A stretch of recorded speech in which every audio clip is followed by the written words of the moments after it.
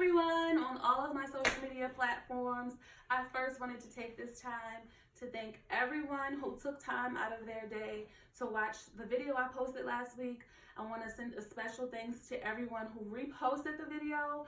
Your support was felt and very much appreciated. So this week I wanted to talk about, let me backtrack.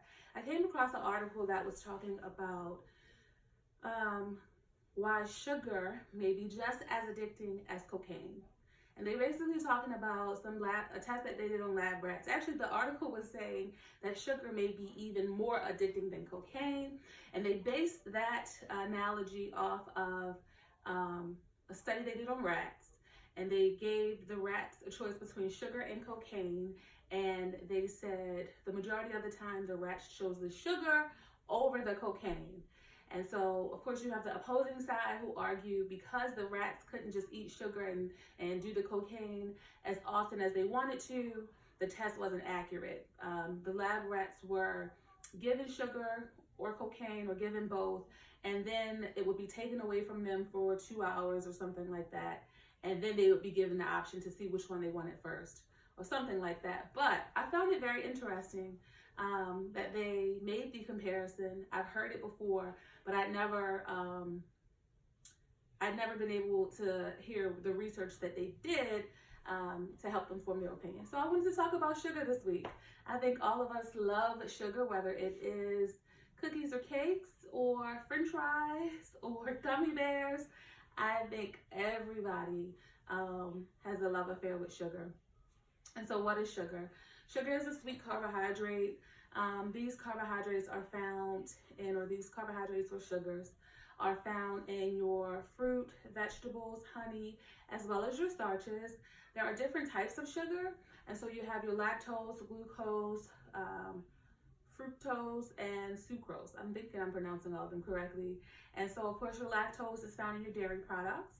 Your glucose is found in your honey, your fruit, your vegetables, and sweet corn. Then you have fructose. A lot of us are familiar with that because of high fructose corn syrup, which is in everything. But it's also found in fruit, vegetables, and honey as well. And it is part of the basic components of table sugar. And then sucrose, also again found in fruit and vegetables, but it is the primary source of table sugar. They basically take cane sugar and purify it to make it the white powdery substance that we're used to. And so although all these things are sugar, once we consume them, they act different. And so you have fruit and you have bread, or you have fruit and you have a piece of candy. Yes, both of them have high amounts of sugar or high amounts of carbohydrate, but your fruit is going to have fiber, your fruit is going to have micronutrients, and that fiber in the fruit is going to slow down the insulin production. You eat the candy bar, you eat a white piece of bread, the fiber isn't there anymore, and so your insulin spikes. And so then you may find, and I don't know if it's true for you guys, I know for me, if I start my day off with my fruit or my smoothie, I can go longer periods of time, and so I can have my fruit and I can have my smoothie, and then I'm not necessarily hungry again until lunch. Whereas if I eat a bowl of cereal, which I actually haven't done in very many years, but if I were to have a bowl of cereal or a bagel or a steak, egg, and cheese bagel from McDonald's, fresh off the grill, I noticed that I'm hungry sooner and I want to eat more. My cravings are more prevalent, and so throughout the day I'm having a sweet tooth and I'm wanting a snack, or I can't get satisfied, I'm hungry. So you want to be mindful of that. Carbohydrates or sugar is arguably humans' main source of energy. If you are on a keto diet, of course, you are detoxing your body of sugar and you're forcing your body to use fat as the primary source of energy. But most people aren't on keto, and so sugar is your primary source of energy, arguably. Now, the brain 100% gets its fuel from sugar. So you find most schools now offer free lunch free breakfast because they were learning that some of their students might have been coming to school hungry, and their hunger or their lack of sugar in the morning, or lack of food in the morning, I should say, was affecting their ability to learn. And so I had my own experience with why sugar is important for the brain. I was a student at Towson University, and I was in the middle of a 14-day fast, and I felt so healthy and so zen. And I sat for an exam.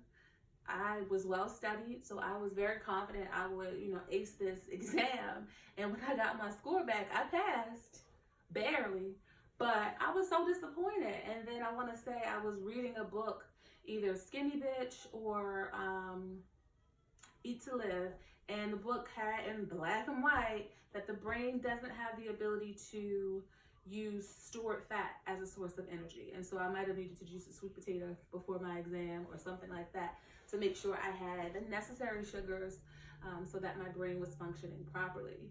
And so, yes, not eating enough carbohydrates and sugar can affect your ability to learn your cognitive functions, but so can over-consuming sugar. Over-consuming sugar has been known to negatively affect your cognitive skills. It's been known to accelerate aging. Of course, you have all the other effects that you're familiar with, like diabetes, as well as sugar compromising your immune system. And so I don't know if people are aware of that, but if you are not feeling well, it may be best to try and avoid simple or artificial sugars, because you may be compromising your immune system, and that compromises your ability to get better. So when we consume sugar, here's the addicting part of it, why it's associated with addiction. Because when we consume sugar, there is a hormone by the name of dopamine that is released.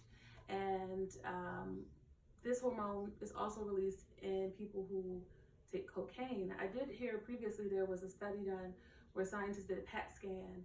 So they had the wires hooked up to patients' heads, and they gave a set of patients sugar, and they gave another set of patients cocaine, and the same brain receptors lit up. And so that's how they learned that humans' brains have the same effect when sugar is consumed as they do when cocaine is consumed. I don't know if people know that. So dopamine is a feel-good hormone. It makes you have a sense of pleasure or euphoria. And so we sometimes call that feeling stress eating, or refer to that experience as stress eating, because you might be going through something stressful and then you find that you are craving some junk food or craving a carby substance.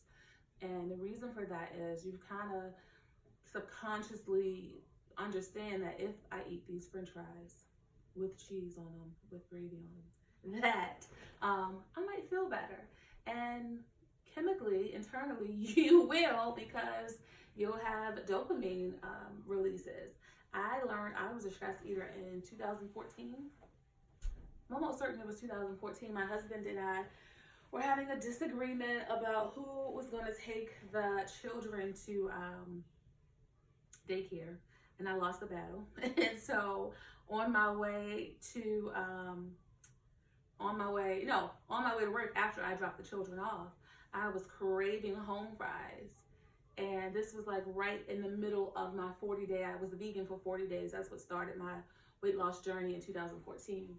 I was a vegan for 40 days. And so right in the middle of that 40-day cleanse, I was eating fruit every morning for breakfast, or I was having a smoothie every morning for breakfast.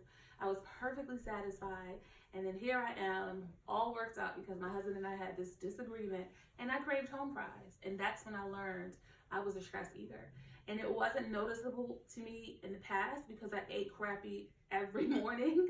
My favorite breakfast previously was an Asiago bagel from Starbucks and a vanilla latte. And so there would have been no way for me to know that I was stress eating, because I ate carbs, good ones and bad ones, for breakfast every day. And so stress eating is a real thing. Being aware of it helps, because I'm preparing to take a vacation, And so I'm a little stressed because I get travel anxiety. I diagnosed myself, by the way. So I'm a little stressed, and I was at work craving junk food, and I toughed it out. You guys might have seen me post about it earlier. I definitely toughed it out. So I had an apple instead, but stress eating is a real thing, and the only way you can kind of fight that is knowing that it's there, being aware of it. So yeah. So sugar, humans are, so some people beat themselves up about being attracted to sugar, but humans are wired to be to seek out sugar, because when we were in the wild, if we found food and it was sweet, that meant it was good to eat, versus if we found food and it was bitter, it was usually poisonous. And so finding sweet food meant it was good to eat. It meant it was going to give us a burst of energy. If we could find a lot of it, we could store up. Our bodies are unfortunately made, or our bodies have adapted to the way ancients lived. And what they would do is they would overconsume food, and they would stack on the fat. They would purposely gain weight so that periods of famine, their bodies, they could survive periods of famine. Their bodies would just convert the fat that they had into energy, and they would make it through the winter or make it through the periods of famine.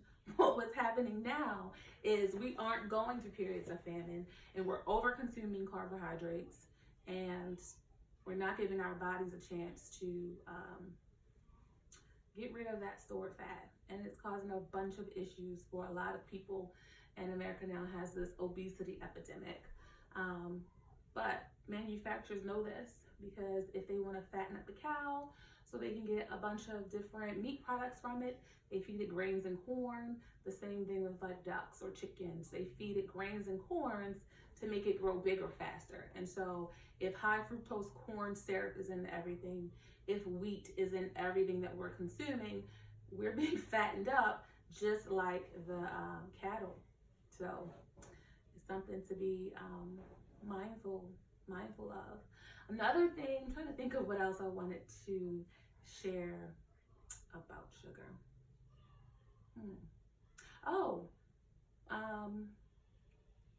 Glucagon. Glucagon is a hormone that we release as well. It's a hormone that helps regulate, it helps regulate a lot of our hormonal levels, insulin being one of them. Glucagon is kind of restored while we sleep. And so some people aren't getting enough rest, and they're wondering why they are overweight, or they're wondering why they're gaining weight. And it may be because hormonally you're out of whack, because you're not resting, and your glucagon, I may be pronouncing that wrong, is not being restored. And so it's not able to balance your hormone levels. And you're finding that you're hungrier the following day. And so